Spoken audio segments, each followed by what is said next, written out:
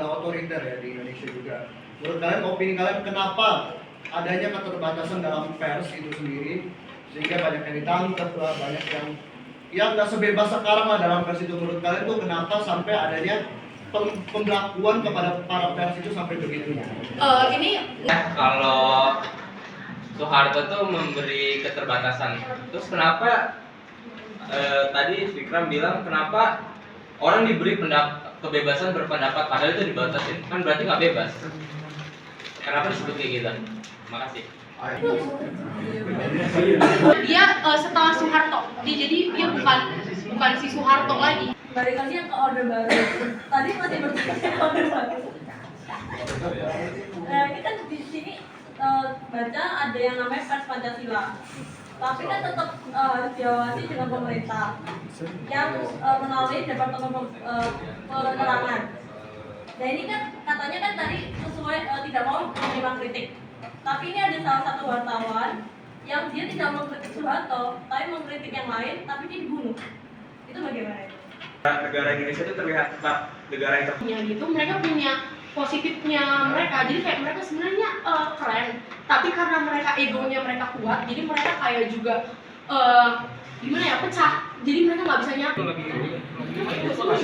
Tentang perkembangan jurnalisme dari zaman ke zaman. Nah, apakah jurnalisme ini akan terus berkembang ke masa depan atau nanti suatu saat hilang di telan zaman? Gini, kalau jurnal mungkin dong. Soalnya semua itu menggunakan internet dan pasti. Soalnya kan ibaratnya kita butuh informasi, kita harus butuh wartawan juga untuk menggali informasi. Nggak mungkin kita terjun langsung untuk menggali informasi tersebut kan. Ini kan wartawan katanya kalau kita sebagai orang biasa, kalau kita ngomongin ke temen doang itu kalau dia nggak senang dituntut kan. Nah, tapi kalau misalnya wartawan nih kan ngomongin kejelekan tentang orang lain ini, ya kan, dia nggak senang. Nah, tapi kalau semua berita itu kan pasti negatif dong, betul nggak? Nah, kalau itu nggak senang gimana tuh? Masa ya? Nggak, maksudnya jadi kita tugasnya wartawan. Iya betul. Betulnya tentunya dia ini nggak senang gitu kalau misalnya kita ngomongin tentang negatifnya dia, betul kan? Dia bisa dituntut, tapi bagaimana orang lain bisa tahu informasi negatif dari dia gitu? Sebenarnya kalau misalnya dia jadi wartawan itu dia juga ada, Kan harus punya data juga. punya syarat, dia punya data. Dia kayak ngomong itu bukan asal ceplos doang, dia jadi punya bukti untuk kalau misalnya lu dituntut, dia punya bukti. Ini gua ngomong nggak pakai asal doang. Tapi dia nyiarin bukti-buktinya. Ya, Dia langsung ke TKP. Najwa Shihab contohnya lah. Mana dia? Langsung upload. Oke, mungkin dirasa udah cukup. Sekian udah lupa. Sekian presentasi dari kelompok kami. Kurang lebihnya kami mohon maaf. Rantang jalan sama Galih.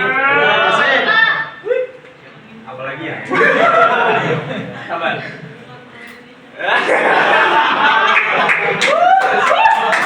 Rantang jalan sama Galih.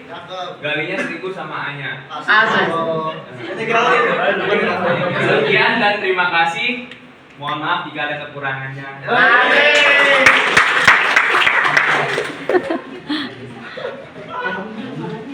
Selamat pagi, Dosen, Mustia. Kita hari ini dari kelompok 3 mau mempresentasikan struktur kelembagaan, pengelolaan dan kode etik jurnalis. Perkenalkan diri dulu, nama saya Keisha Victoria Halim. Nama saya Keisha Carolina. Nama saya Michael Vito. Jurnal dalam bahasa Prancis yaitu Jour yang Dari kode etik jurnalis tersebut. Selanjutnya ada tujuan penulisannya. Tujuan penulisannya itu ada pembentukan makalah itu untuk mendeskripsikan pengertian dari kelembagaan, pengelolaan, dan kode etik jurnalistik itu sendiri. Selanjutnya kita masuk ke materinya. Siapa yang menjadi pertimbangan, perhatian atau penalaran moral profesi wartawan. Selain itu, isi etik juga mengatur hak dan kewajiban dari kerja wartawan. Dari sini kita ada pasal-pasal utamanya, yaitu pasal 1, wartawan Indonesia bersikap independen organizing, actuating, dan controlling. Untuk yang kode etik, kode etik adalah kumpulan prinsip moral yang merepresentasikan pengaturan-pengaturan yang wajib dipatuhi oleh seluruh wartawan.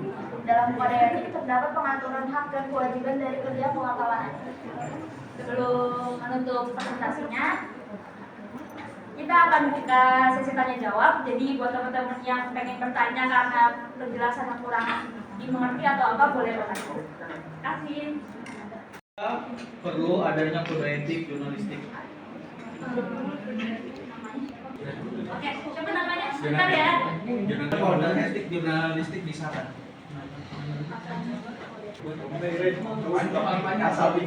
Siapa namanya? Kerja wartawan ya. Hak dan kewajiban dari kerja wartawan. Apa? Hak dan kewajiban dari kerja wartawan itu Oke. kalau boleh tahu tuh apa aja? Oke.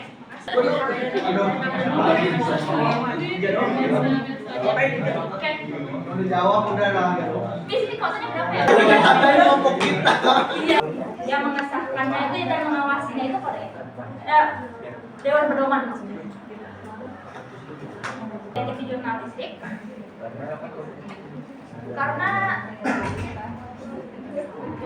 Karena untuk menuntut wartawan bertanggung jawab dalam menjalankan profesinya. Jadi kan kode etik itu tadi yang di pasal yang tadi Cia jelasin itu ada kode karena wartawan itu harus bisa bersikap jujur dan bisa mengelola berita itu dengan jujur-jujurnya kan. Jadi harus ada kode etik dalam profesi wartawan.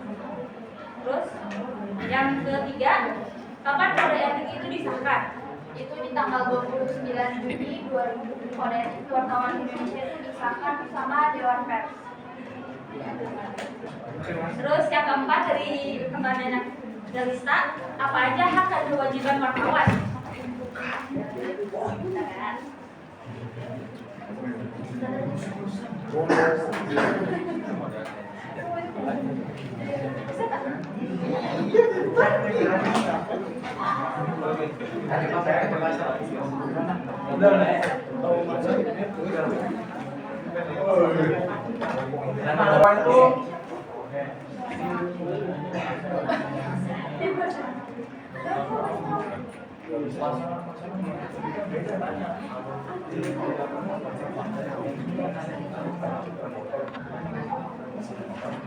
Untuk kewajibannya itu mengumpulkan informasi yang akurat dan relevan.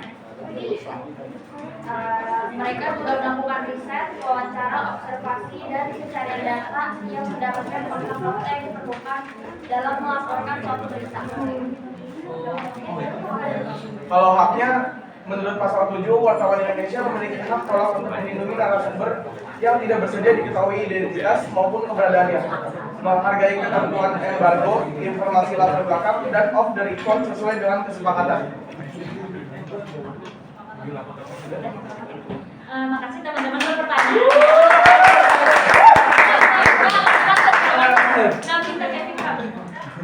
Walaupun sudah dapat pertanyaan, makasih yang buat udah bertanya. Maaf juga yang belum, buat teman-teman yang belum bisa bertanya. Ya bisa baca lah itu makalahnya di sini setia ya. Ya, kalau mulanya mau usah nanya lah. Kalau kita mau istirahat ya. Sekian, terima kasih. Satu.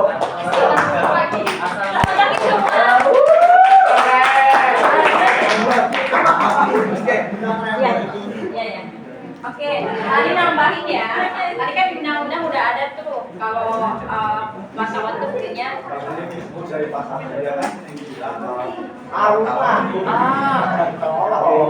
Ini baca.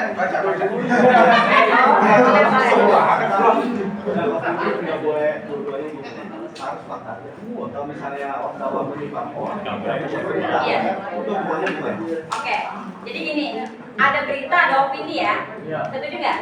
Berita sama opini beda nggak? Kalau berita sumbernya dari mana materinya? dari fakta Dari faktanya, dari kejadiannya, dari fenomenanya, bener nggak? Tapi kalau opini dari pemikiran kita, pemikiran sendiri, persepsi kita. kita terhadap sesuatu. Contoh kayak sekarang yang lagi viral tentang apa, Jessica. Benar nggak, Jessica Mirna? Tiap orang punya opini masing-masing nggak? Punya. Tapi kalau jurnalis itu harus sesuai fakta. Caranya gimana sih? Dengan konfirmasi terhadap narasumber. Jadi kalau kata narasumber si hakim, contoh yang diwawancara tentang hakim nih, menurut masyarakat Indonesia pada umumnya nih sekarang, bahwasannya jaksa sama penuntut umum kemarin ya, mereka itu melakukan kecurangan, dinyatakan bahwa Jessica itu tidak bersalah, tetapi kenyataannya jaksa mengatakan bahwasannya dia bersalah, termasuk saksi ahli ya, yang satu tuh yang profesor, dia bilang bahwasannya Jessica adalah bersalah. Nah, kita nih sebagai wartawan berarti harus memberitakannya sesuai apa? Sesuai fakta, bahwasannya kalau kata profesor ini, kata jaksa ini, kata hakim ini, benar nggak? Kata penuntut umum ini, kata saksi ini, ya kan, kata korban ini, korbannya udah meninggal ya? Ya itu gimana tuh, parah. Hidupin lagi. Immortal. Tapi sebenarnya korban bisa bicara. Hari ini mau mempresentasikan sejarah jurnalistik dari kelompok 1, aku Anya, Aku Eri. ini Yulia.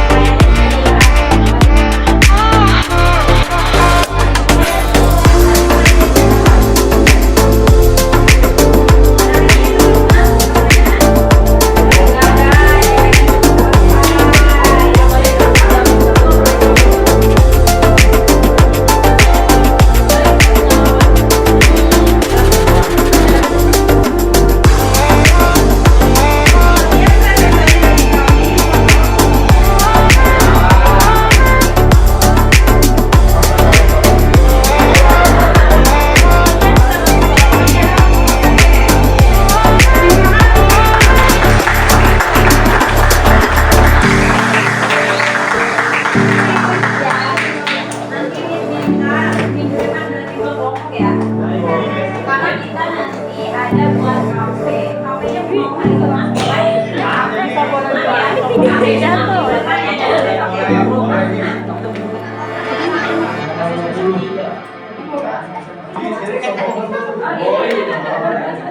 Enggak kayaknya. Oh iya bener. Kok tahu sih? Iya. Kita harus ngambil videonya ya. Jangan oke boleh. Teman-teman bisa nyanyi. Kalau nggak hari Jumat, hari Rabu bisa nggak? Hari Rabu bisa hari Jumat. Kalau nggak hari Jumat, tapi kita kuliahnya Minggu. Boleh? Boleh. Kita nggak mau kuliah. Ini kuliah nih. Bisa nggak juga?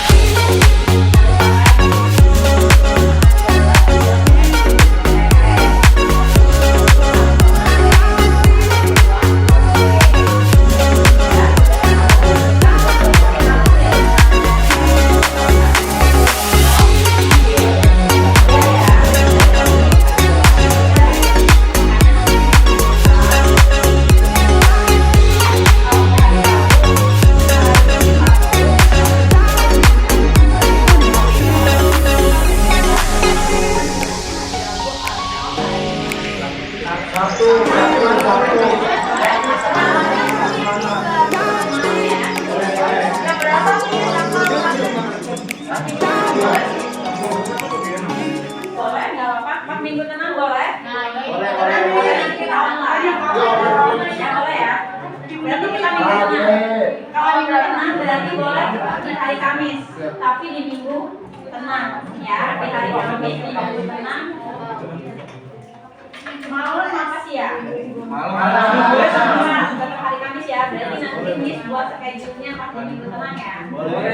Awal bulan November. Oke, baik, siap. Seminggu sebelum UTS ya, sebelum UTS nanti itu ya. Dan untuk UTS-nya ada kemungkinan Miss minta teman-teman membuat sebuah berita. Ya karena Miss pengennya teman-teman tuh bisa praktik karena ini mata kuliah jurnalistik. Jadi teman-teman kan berarti dituntut untuk bisa menulis. Benar nggak sih? Kadang-kadang ada kan teman-teman yang bisa ngomong tapi nuangin itu susah. Ya, benar ada kan? Nuangin itu susah, padahal tahu tuh di otaknya tuh mau ngomong apa susah sekali. Nah, itu belajar. Jadi, Miss berharap teman-teman ilmu itu bukan cuma bisa ngomong, ya, tapi juga bisa menulis, bisa menuangkan ide, gagasan ke dalam tulisan. Terus ada juga sih memang orang-orang introvert bisa nulis tapi nggak bisa ngomong. Benar nggak sih? Makanya kenapa harus ada presentasi. Jadi buat orang-orang yang introvert itu nanti bisa ngomong di depan orang banyak meskipun sekupannya di kelas dulu ya. Minimal ini bagian dari pembelajaran akademis juga dulu sama kayak teman-teman. Emang bisa langsung ngomong di depan enggak? Sama kebetulan kadang-kadang malah nanti tuh pernah mau presentasi bertiga kan presentasi itu udah di luar kepala serius ya. Gokil kali gitu ya kan, sombong gitu. Pas udah duduk kan nggak sih? Tuh lupa apaan tuh ya? Buyar. Beneran itu waktu S1 dulu. Jadi pas udah duduk pas di presentasi, kok buyar gitu. Padahal itu tuh ketika di kos, saya ngekos dulu ya. Ketika di kosan tuh kayak udah di luar kepala. Ini definisinya apa, ini karakteristiknya apa, segala macam tentang materi itu tuh udah apa di luar kepala karena saking aku harus dapat nilai yang baik gitu ya. Tapi ternyata ketika presentasi itu serius blank. Nah makanya nanti di sini, nah di ilmu itu teman-teman diajarin bukan cuma bisa menuangkan, tapi juga bisa mempresentasikan atau sebaliknya bukan cuma bisa mempresentasikan tetapi juga bisa menuliskan sehingga nanti ujiannya adalah ujian menulis sebuah berita yang dimana ada ide gagasan dari teman-teman ya. Tapi kalau UASnya nanti karena kita bicara tentang jurnalistik kan bukan cuma menulis kan, bisa yang disampaikan lewat apa? Verbal ya, lewat verbal. Nanti Miss minta teman-teman berita itu divisualisasikan lewat sebuah video. Jadi kan kalau nulis satu teman-teman kan buat tuh kan, buat. Tapi pas di UAS, Miss mintanya teman-teman memang tampil gitu loh, menjelaskan tentang sebuah berita. Berarti namanya reporter ya, kayak reporter. Oke ya, karena bicara tentang jurnalistik itu mencakup gitu semua. Miss akan putar juga di kakak kelas yang sebelumnya. Gimana sih dia menayangkan atau membuat video yang seperti reporter itu. Kalau sekarang kayaknya nggak memungkinkan ya putar ya. Aku mau diputar sekarang? Sebentar Mbak Miss. Sebentar sih. Oh ya udah nggak apa-apa. Mau diputar ya? Mau ya. Oke, kita putar ya. Miss, kalian dibagi di grup yang bisa buat ditonton ulang. Oke, siap, boleh. Boleh.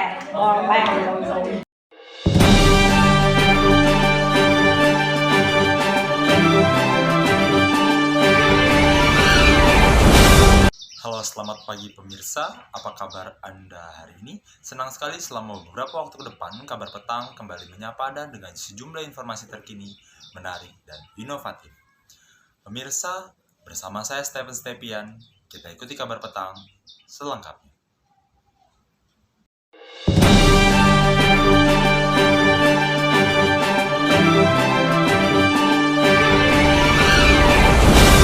Berlakunya kembali aturan yang dikeluarkan oleh pemerintah mengenai kebijakan perkuliahan yang kembali dilakukan secara luring atau tatap muka, menyebabkan seluruh mahasiswa dan universitas-universitas ternama membuka kembali sistem belajar mengajar secara langsung. Universitas Budi Dharma salah satunya. Universitas yang berlokasi di Jalan Imam Bonjol, Kota Tangerang ini sudah memberlakukan pengajaran secara langsung atau tatap muka. Setelah beberapa bulan berkuliah, puluhan mahasiswa Universitas Budi Dharma, tepatnya jurusan Ilmu Komunikasi semester 1, melakukan kunjungan kepada Pusdiklat PWI Banten atau yang biasa dikenal dengan Jurnalis Boarding School atau JBS. Puluhan mahasiswa jurusan Ilmu Komunikasi Universitas Budi Dharma Kota Tangerang, Banten, kunjungi Jurnalis Boarding School atau JBS yang juga merupakan Pusdiklat PWI Banten di Cibeber, Kota Cilegon pada Rabu 14 Desember 2022. Selain untuk belajar melalui seminar jurnalistik, kunjungan tersebut ditujukan untuk meningkatkan pemahaman para mahasiswa jurusan Ilmu Komunikasi Universitas Budi Dharma terkait dunia jurnalistik. Didampingi oleh dosen Universitas Budi Dharma, Tia Nur Aprianti, para mahasiswa jurusan Ilmu Komunikasi itu mendapatkan wawasan terkait dunia jurnalistik dengan para praktisi dan tokoh pers di Banten. Lantas, bagaimana tanggapan para mahasiswa terhadap seminar yang diadakan? Asik, seru, Menyenangkan. Capek. Seru. Bermanfaat. Menyenangkan. Melelahkan. Berkesan.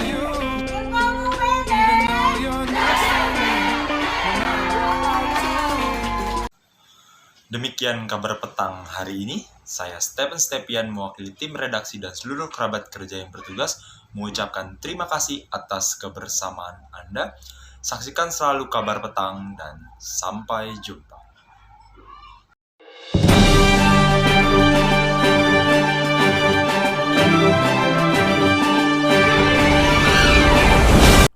Oh baby, baby, why you acting this way? I just remember all our days up the interstate when we were driving down the 4